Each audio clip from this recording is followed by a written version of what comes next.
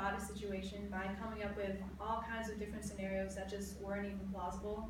Well, this is an example of your creative mind at work.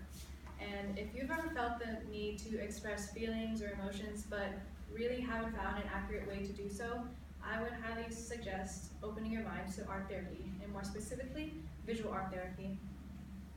Visual art therapy is a specific type of art therapy that differs from the previously mentioned musical and dance therapy. And being a health education and behavior major, this topic is of particular interest to me because it is an aspect of the health field that is often overlooked. I'll first discuss what is classified as visual art. Then I'll describe various examples of visual art therapy, and then I will establish the efficacy of visual art therapy. So, how would visual art therapy fall under art therapy?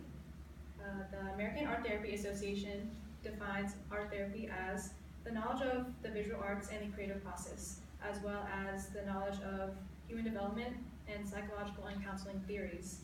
And regarding visual arts, Merriam-Webster would define this as the arts created for visual perception, such as painting, drawing, graphics, sculpting, and any other type of decorative art. So I know you may be thinking, well, painting, yeah, I could do that. That's pretty soothing, right? But art therapy is more than just painting. It's more painting with a purpose. And remember I said before, art therapy is based on the psychological development and human development. So with that being said, the individual would use art to create an object of how they see themselves and how they're feeling at the moment.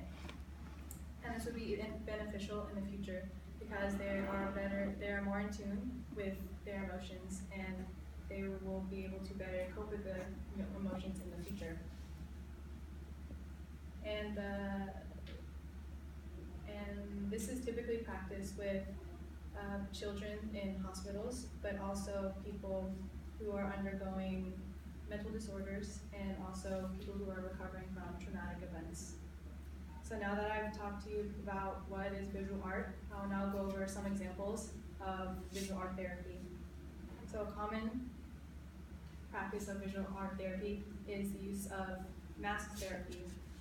And the connotation of a mask is usually something that hides oneself from the world or gives off negative emotions like the picture shown here. But Rebecca Wilkinson of the American Art Therapy Association likes to showcase